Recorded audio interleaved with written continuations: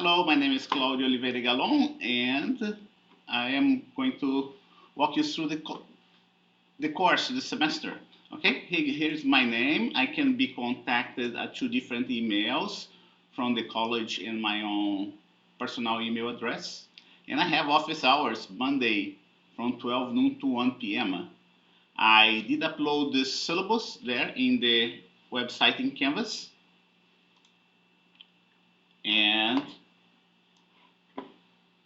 I want you to look very carefully on the syllabus right here, together with some important links that you are going to need. And here you go, office hours. My office hours 12 noon to 1 p.m.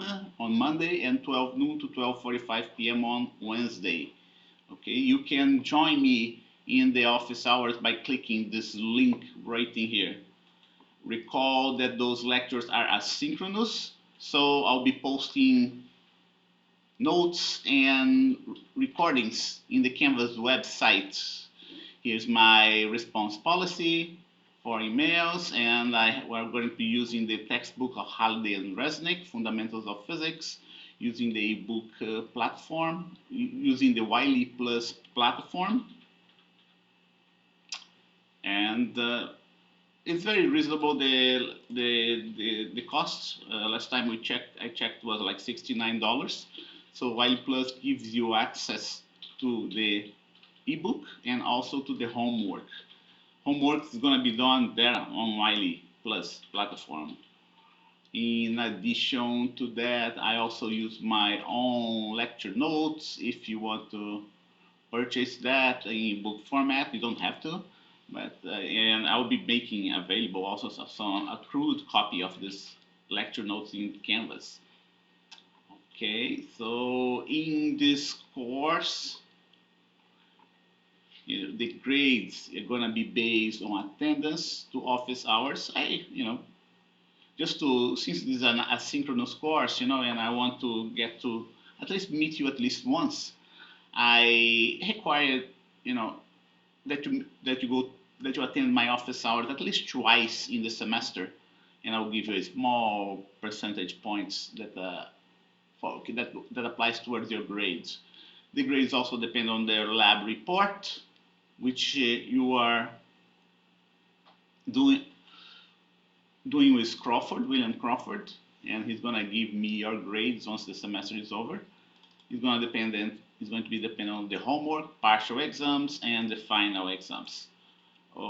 I have listed some of the important links here. Okay, homework and textbook link, lecture notes, office hours, and class recording links. I post my videos on my YouTube channel.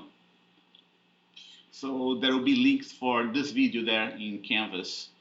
The video is going to take you to my YouTube channel. Okay, I have a bunch of classes recording that I posted in there, and I'm going to do the same for this one.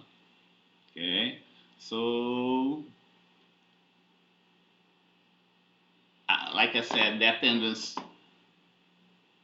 attendance requirement here is just to attend at least 2 office hours, online office hours, and there's not going to be anything, how to say, extraneous, but just get to know you, okay, and help you out with any doubts that you have. Homework corresponds to 10% of your grade, and you need to have Wiley Plus to do the homework. Partial exams, I'm assigning 48%, and those are the dates for the partial exams. The partial exams, you're going to have a 24-hour window that you have to choose 2 hours, 2 uninterrupted hours to take this exam. And the book chapters for this exam are listed in the schedule. Okay. And if there are any changes, I will contact you folks through the announcement of Canvas, through Canvas announcement. Final exam, I have chosen on the 30th of May Okay, don't forget this also has a 24-hour window from 7 a.m. of the 30th of May to 7 a.m. 31st of May. Choose a 2-hour window for you to do this exam within this 24 hours. And this exam accounts for 25% of your final grade. So here you go. Here how I'm going to calculate your final grade. Attendance 2%, lab work 15%, homework 10%, partial exams 48%, final exams 25%. 20, everything sums up to 100%. Okay? So make sure at the day of the exams, make sure you take the exam at the assigned date within the 24-hour window. And I want you to read this little paragraph here that's closely related to the academic dishonesty policy, okay? And I expect you to work on your own for the exams and without no help whatsoever. Here's my statement about disability accommodation. If you require those services, please let me know. A statement regarding Title IX and the grading. Your final grade A, B, C, D, and F. I'm adopting this table right in here. Okay, that's how the schedule, the estimated schedule for the semester. I already posted the notes for chapter 21 of the book, and I'll be posting the notes for chapter 22 shortly as well. Okay, so that's what I have for you. Don't forget the windows of the assignment exam open at 7 a.m. of the scheduled date and close 24 hours later. What's in red is the dates of the exams. Partial exams, 3 partial exams. I dropped the lowest grade of the 3 partial exams and take the average of the 2 remaining exams. In this chapter, basically, we're going to cover everything related to electricity and magnetism. It's going to be the electric charge, electric force, which we already covered, the electric field, Gauss's law, electric potential, capacitance, current and resistance. Then we're going to have a spring break here along the way, okay? And DC circuits, magnetic field. Here's chapter 26, induction and inductance, electromagnetic oscillations and AC current, and Maxwell's equations. Okay. Here, I need to make a little correction here on this spot there in the syllabus. Okay, here you go. That's the correct schedule now for you, and I'll be posting this correction soon. Okay. So let's talk. Let's just review quickly what I have already posted there in the canvas: electric charge and electric force. Okay, so that is this basic quantity called the electric charge. We created this concept to explain electrical phenomena that we see in nature. And we created those charges. We create the idea that there are 3 types of electric charge: the negative charge, the positive charge, and the neutral charge. Those 2 charges are represented by the electron, the proton, and the neutron. For the sake of this course, all you have to do is to believe that we have only those 3 types of charges. It's not the whole history, it's not completely true, but for the sake of this course, it's enough for you to understand the theory that's going to come by during this course. Okay? What else that I mentioned to you previously? There is an electric force between charges. If you have charges that have different signs, they experience an attractive force between each other. Okay?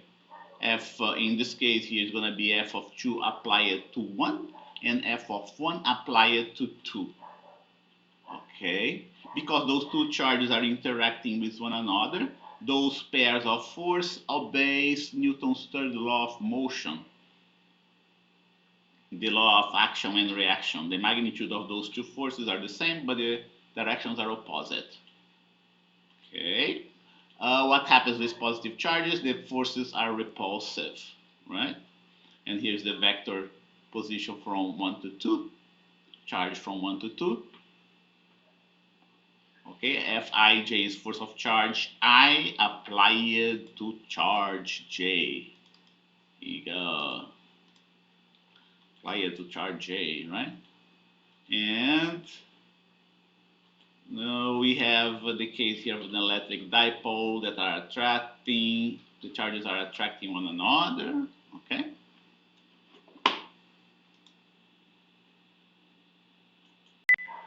The force between those charges that you saw are given by the Coulomb's law. It's very similar to the gravitational law. The only difference is that you replace the mass with the charge. The constant is different, but it's a force that decays with the square of the distance. Okay, that's our first law of electricity and magnetism that I'm introducing to you. And the value of k is this value right in here. Is a relatively high number compared to the gravitational constant g, which is relatively small. And what's important to know is that at the microscopic level, it is the electric force that rules supreme. Any gravitational forces that you have applied to those particles at the microscopic level is negligible compared to the electrical force. So every time that we solve problems at the microscopic level, we can neglect the gravitational forces applied to atoms, molecules, electrons, protons. Okay. So what I want also to show to you here is the mass and charges of those particles that you saw before. Both the electron and the proton has the same charge magnitude, has been measured. 1.6 times 10 to minus 19. One is negative, the other is positive. The neutron has no charge whatsoever. And the masses, although the charges are the same, their masses are completely different. The proton is much heavier than the electron. It's almost 2,000 times heavier. And the neutron is a little bit heavier than the proton, 1,837 times the mass of the electron. Okay, it's slightly heavier than the proton. It's less than 1% heavier. Okay, keep that in mind. That goes a long way to understand that the electric charge and the mass are two completely different quantities. Don't forget, those two are basic quantities. What else do you need to know about the electric charges? Okay, this value here of the electric charge is a basic value. Okay, there is no value smaller than that, 1.6 times 10 to minus 19, whether it's a positive or a negative charge. And don't forget, keep in mind that for the sake of this course, it's okay to recognize that, it's okay to believe on that, okay? Strictly speaking, that's not completely true, but for the sake of this course, you can believe that, okay? And what else you have to know about that? You know, any charge that you find in nature are quantized. What does it mean being quantized, quantized charge? Quantized charge means that they occur in multiples of the elementary charge. Okay, that's what we call the elementary charge, the value of the elementary charge. So, you know, you're going to have charges that 1 times E, 2 times E, and so on. Okay, where E is the value of the elementary charge. It can be plus and minus as well. You're never going to find half of E, 1.5 of E, 10.3 of E. You're never going to find a number like that for the charge, for the value of charges. The quantization of charge was demonstrated in 1909 in a very smart experiment by Robert Millikan. What I want to do now is go quickly through a problem, okay? A problem of Coulomb forces. And the simplest problem that you're going to have that involves three charges are this geometrical configuration in which the charges are lined up. Okay? So Q1, Q2, and Q3. I have here my slide with the charges. Here we go. Charges started with Q1, Q2. There is a vector position between them, vector position from 1 to 2 versus vector position from 2 to 1. One vector is minus the other one. I have my x-axis here, and we do know that there is this attractive force applied to Q1 due to Q2.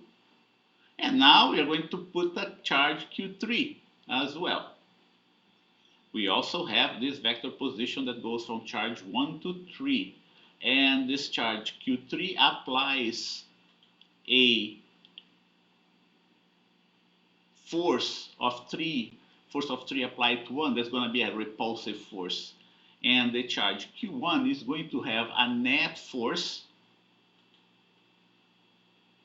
that I denote by F net 1, F net in 1. Okay, so you have to use the principle of superposition. What you see right in here is called the principle of superposition. The net force is the vectorial addition of all the forces applied to the object. Okay, and by applying the Coulomb's law, okay, you can obtain an equation for the net force applied to 1. Here you go. So force applied to 1, net force applied to 1, right, is F force of 3 applied in 1 plus force of 2 applied to 1. We write down the equation for due to Coulomb's law. Because is the force of 3 applied to 1, we have to use the vector position from 3 to 1. That's how this law works. Okay? And here too, because it's force of 2 applied to 1, we have to use the vector position from 2 to 1. Because, okay?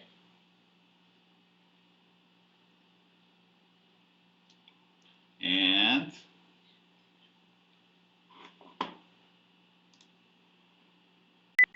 very important here, right? Vector, unit vector from 3 to 1 is to the left. Consequently, the F31 matches, this equation matches exactly the direction of the force that we came up just by making a drawing, right? Making this drawing. In the case of the force of 2 to 1, the vector, the unit vector from 2 to 1 is to the left as well. But because Q2 is negative, the resulting force is going to be to the right. So this equation works nicely. Okay, so unit vectors from 3 to 1 is equal to the unit vectors from 2 to 1. But we can replace.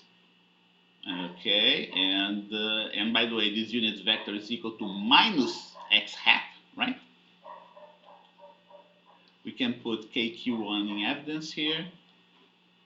And if we use the magnitude of a charge, Q3 is positive, you don't have to put that magnitude sign. But if you use the magnitude sign, magnitude symbol here in this charge Q2, you have to use a negative sign for the charge. Okay? So that's the final result that we get for this problem. When it comes to this type of problem, you can have all sorts of geometrical configurations, all right? This is the linear configuration, but you can also have a problem in which you have a two-dimensional distribution of charges. We have Q1 positive, Q3 positive, and Q2 negative, assembled like in a right angle triangle.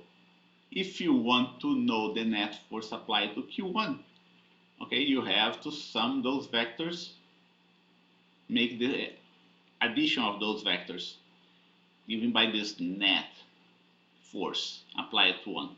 Okay, you can find the angle and and even the magnitude. If the charge Q3 is elsewhere, not along the y-axis, but shifted away from the y-axis, like in this case, then the solution is going to be a little bit more difficult, and that's going to be your net force. Okay? What I want to talk about now is something else that's called the electric field. It's a very important concept, and we use this concept over and over again in physics. Whether you work in telecommunications, whether you're a physicist just doing theoretical work, and even an engineer doing telecommunication, you have to start visualizing the so-called electric field. Okay, so how do we define the electric field? What's the definition that I like the most about the electric field? Okay. The best definition of the electric field is this one that I have here. I haven't never seen a definition like that in a book, so I want to share that with you. Okay? It's basically it's the ability of a given electric charge to exert a force on another charge at a specific point in space, even when there is no other charge at that point. Okay? That is the potential that an electric charge has to exert a force at another charge at a specific point in space. That's what it is all about. That's what the electric field is all about. And I'm going to illustrate in a graphical sense how the electric field comes along. Here you go. Suppose that you have this charge in space. We have this x-axis along this charge, and the y-axis here. The charge is sitting at the origin. I put another charge, a positive charge at that spot. Okay? We call this a test charge. This test charge has a very small charge value, and so small that I'm going to put it as a q, lowercase q. We do know that there is a force, an electric force, between the main charge and this small test charge, right?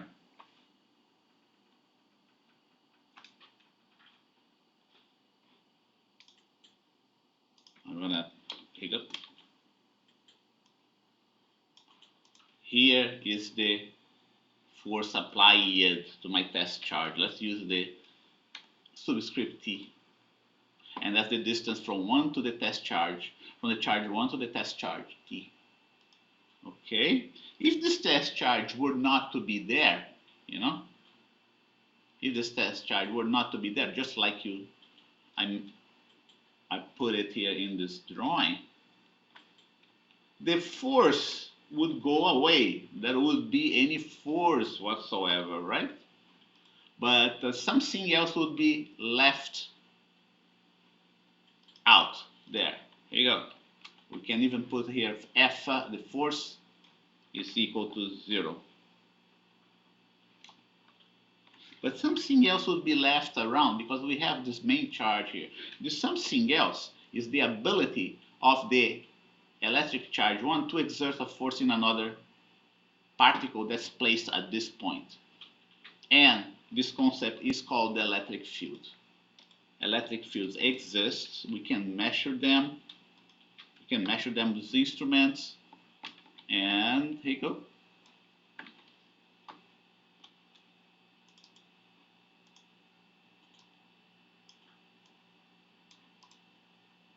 Something else, we can do the same exercise for different points in space, okay? So here you go. We have this other test charge here at this point that is feeling a force, a repulsive force. If this test charge goes away, then an electric field, we don't have an electric force anymore at that point, but we do have an electric field, and so on, okay? By doing this exercise, we can map the electric fields around this main charge, okay? And here you go. electric field 1, electric field 2, and 3. Did you get the idea for the electric field? What you saw there in these slides, going back here, right?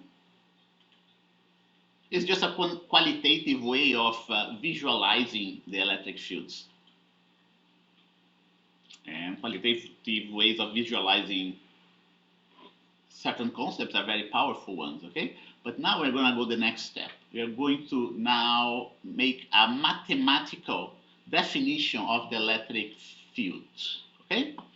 And I want to refer you back to mechanics, basically gravitational theory, right? We do know that the weight of a particle or a gravitational force is equal to mg, right in here. Okay, in this case, we have the gravitational force, we have the source of a gravitational force that is the mass of the main object, and then we have what we call the acceleration of gravity, which, by the way, has another name. The acceleration of gravity is also known as the gravitational field. We can do exactly the same thing in electricity. We can come up with the electric force equal to the source of the electric force, that is the charge, the main charge, okay, multiplied by an electric field, okay, multiplied by the electric field. That's how we define the electric field, by the same token that the gravitational field is equal to the force divided by m, right?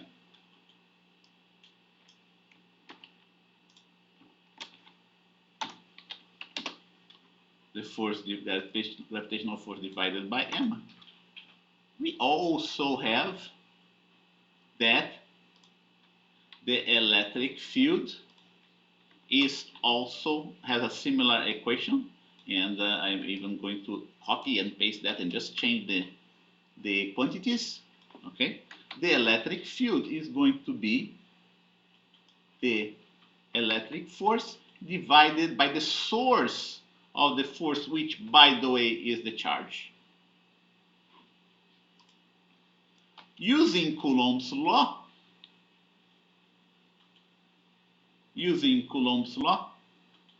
for the force, right? We can find out either from here or from here.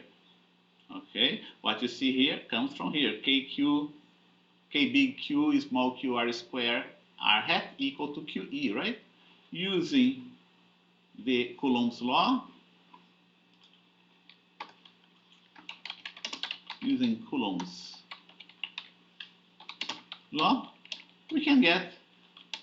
we can get an expression for the electric field.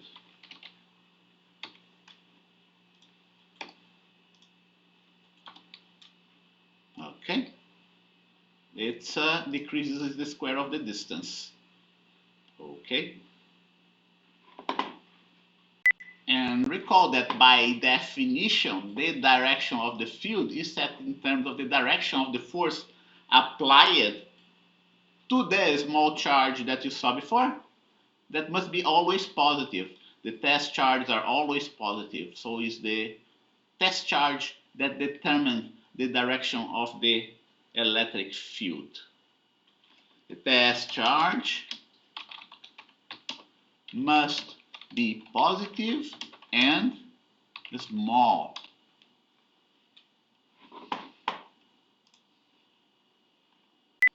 Keeping that into account, now we can go back to our qualitative illustration of the electric field.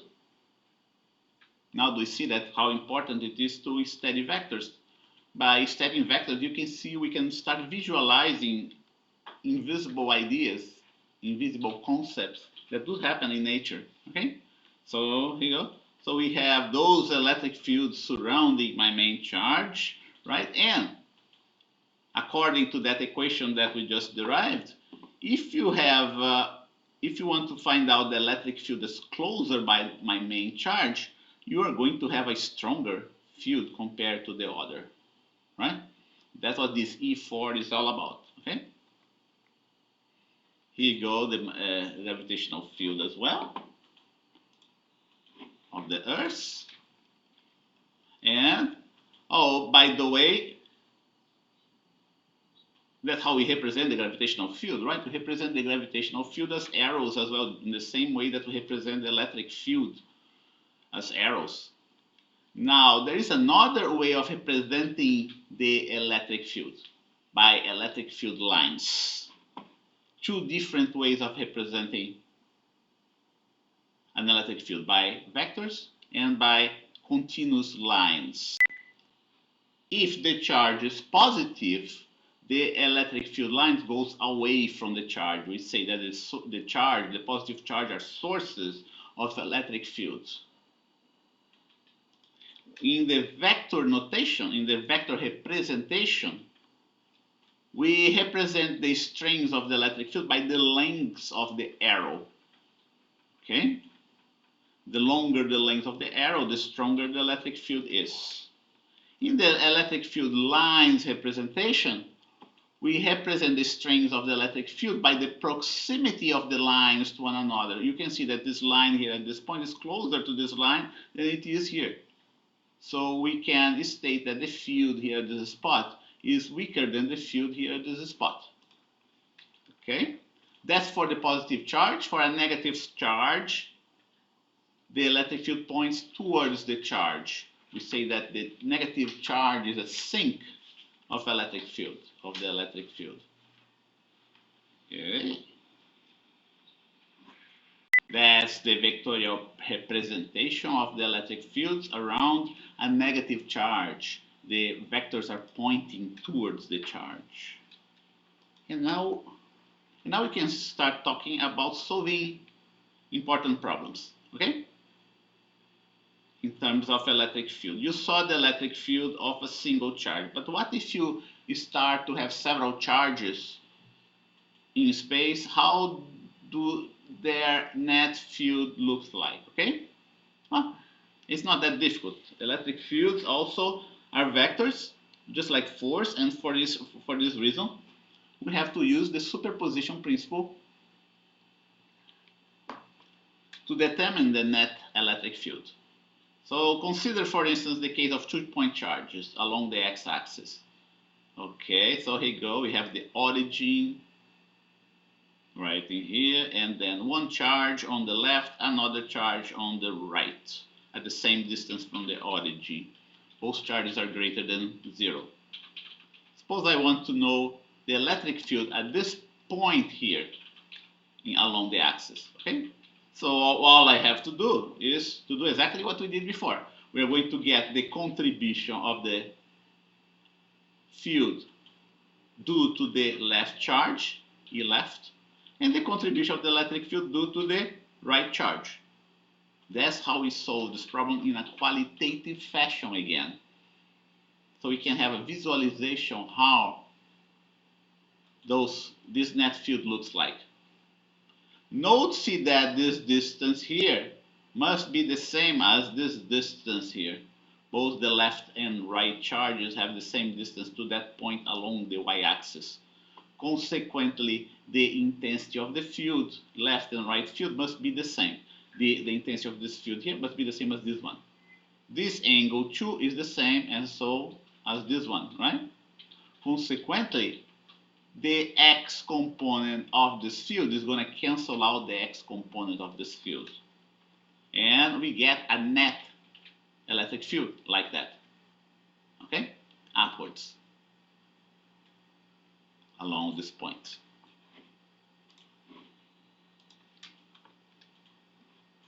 If you were to do the electric field at a different point, at this very point right in here, okay, this is another problem now, right?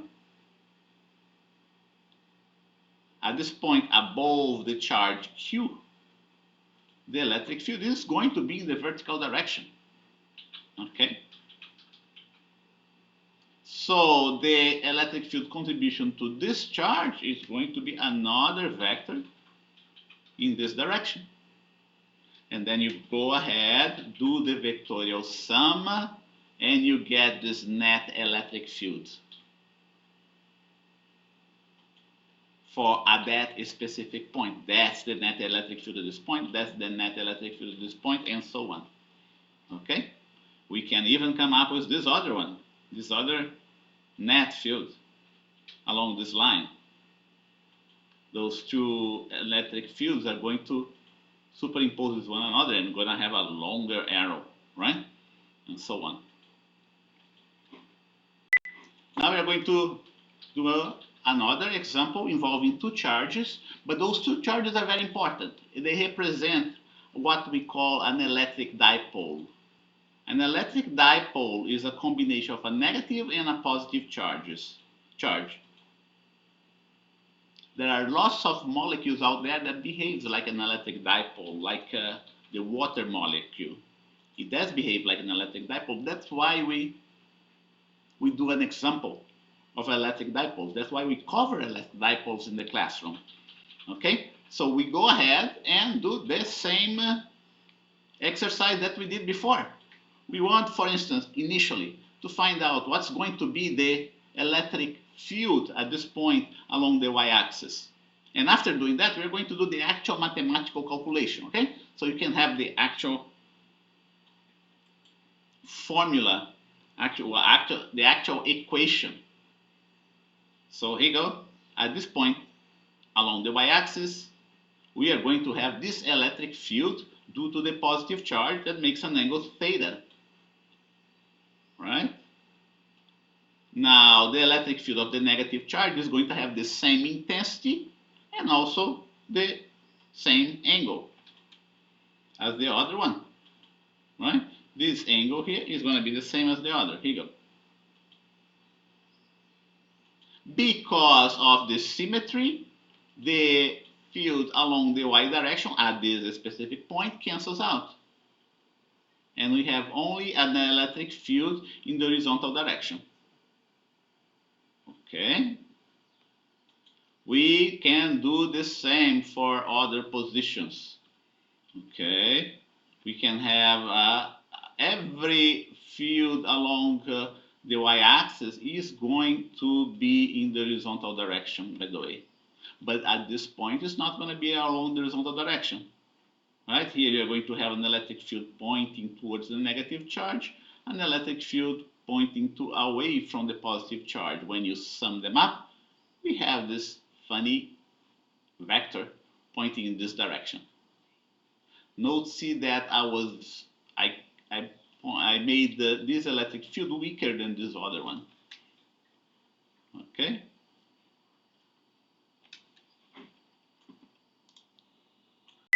Now we are going to solve this problem mathematically. We know what is the electric field for a point charge, right?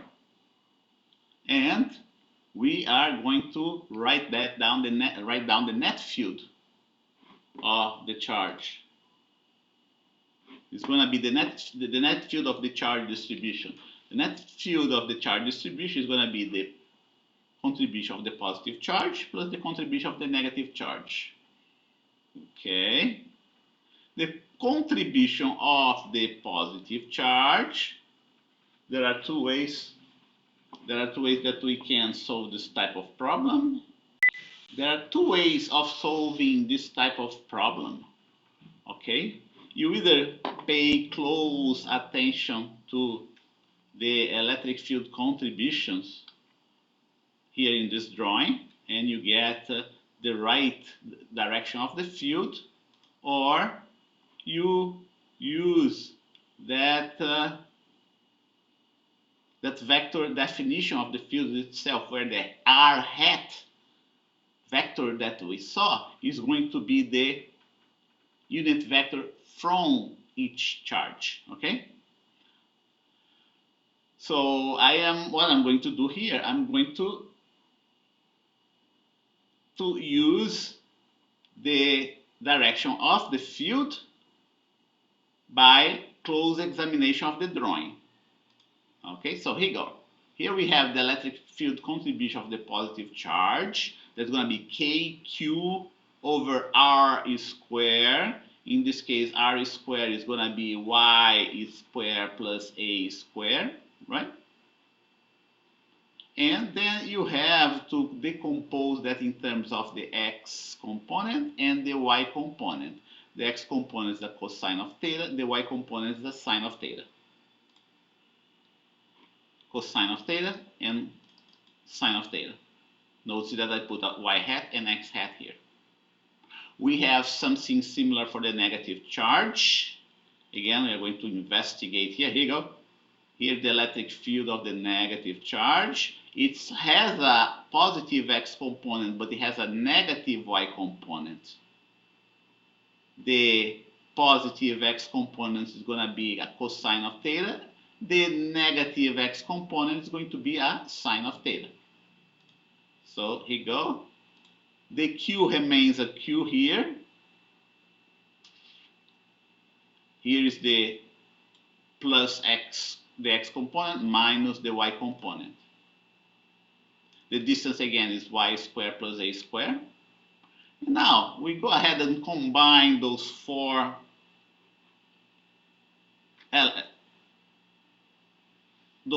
terms of my equation, right? Note, see that the y component is going to cancel out, and we end up with this expression that involves only the x component and the cosine. This cosine term sums up with this other cosine term, and you get 2kq. Okay, but we're not done yet. We're not done yet because we have to find out. We have to find an expression for the cosine of theta. Let's take a look. What is the expression for the cosine of theta? Here we go. We can build a right angle triangle right here. The cosine of theta can be written down as this length a divided by this distance r. Okay, and the square root of y squared plus a squared, right? And that's exactly what I have right here for the cosine of theta. So notice that this term combines with this other one to come up with a 3/2. And what else can we do?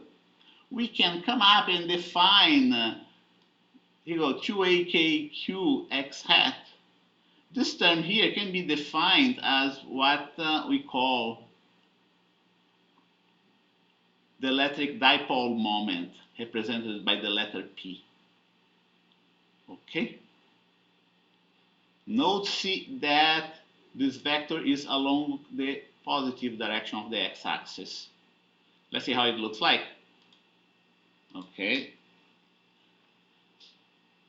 It's going to look like that. Here is my P vector, going from the positive charge to the negative charge. Okay, the P vector. In this specific case, the electric field along the y-axis has the same direction as the electric dipole moment. Note that the net charge of my electric dipole is 0. And now we're going to do something important. We're going to do something important here. We're going to come up with an approximation for the electric dipole for the case in which y is much greater than a. Okay? Don't forget I'm doing that. I'm doing this solution only for a point along the y-axis. But whatever result we get right here also is going to apply to any. We're going to somehow apply to any point along the x and y plane. Okay? So how do you get an approximation for y greater than a? Okay? So there's this nice mathematical trick that we do that in physics that I want you to learn. We first rearrange this term here in such a way that what is larger goes below what is smaller. Okay? And that was exactly what I did here. I factored y squared, the larger value, to get something that is smaller. Okay, so what we have here, we have 1 plus something that's very small. Because y is a is much smaller than y, we can state approximately that this ratio, this term here is going to be approximately 1. And look what we get. Substituting this approximation there, we get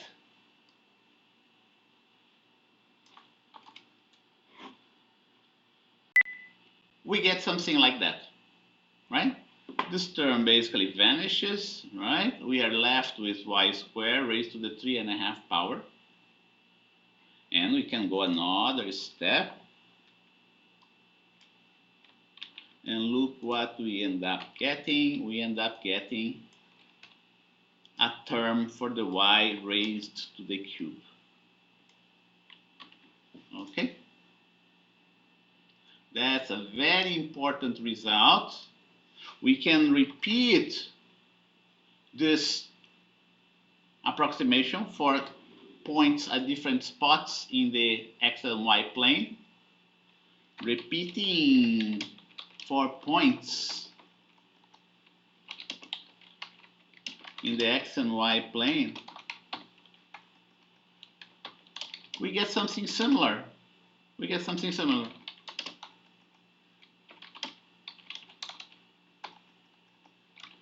Or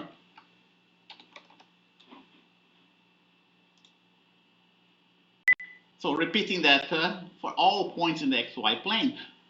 I'm not going to do that, but you can do that. There's lots of work to do that. We do get a dependence on the distance from the dipole that goes with the cube of the distance. This y to the cube, factors into the r to the cube. Don't forget this is a proportionality. Compare that to Coulomb's law, right? In the case of the Coulomb's law, we have the following. For Coulomb's law, or for the electric field of a point charge,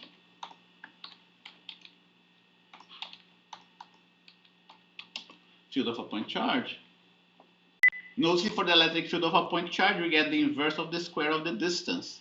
And for the electric field of a dipole, we get the inverse of the cube of the distance for very large distances. It happens that this type of relationship holds true for other types of electric charge distribution as well.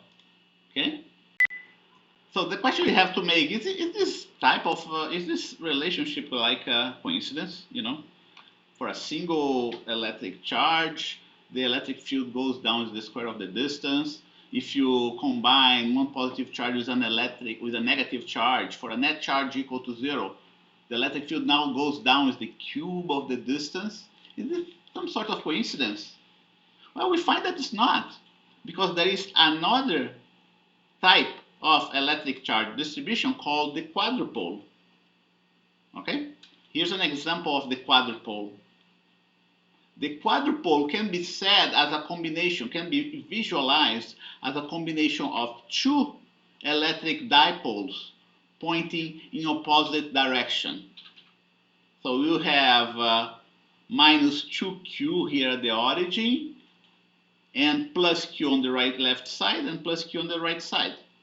What does it mean? It means that the electric dipole in this specific case cancels out. The net charge is still equal to 0, but the net electric dipole is also equal to 0. We can do the whole derivation of that, and I have done that in these notes that you see right in here. Okay, and what do we get? We get that progression that you saw before. Okay, here you go, the derivation for the electric field, a field of an electric quadrupole. All the derivation is here, left, right, and middle. Right here, the middle charge is the one that has 2q. Okay, minus 2q right in here. All the derivation. Okay. And we use in this case we use a binomial expansion. Okay, we have to use a binomial expansion, otherwise we would get electric field equal to 0. But by using a binomial expansion, we end up finding out that for an electric quadrupole, the electric field decreases the force powers of the distance. Okay? So now we have this nice progression. Electric field of a monopole or point charge goes down is the r square. Electric field of a dipole goes down is the cube of the distance. Electric field of a quadrupole goes down is the force power of the distance, and then we can go for an octupole as well. You're gonna go fifth power of the distance from those configurations, from the center of those configurations, right? So having said that, I can also state, by the way, that for any electric field, for any genetic electric field, we are going to have this type of series. Any genetic electric field can be written down in terms of this type of series. Contribution from an electric monopole or a point charge, contribution of an electric dipole, a contribution of an electric quadrupole, and so on. Okay? So that's what we have here for the electric field of point charges.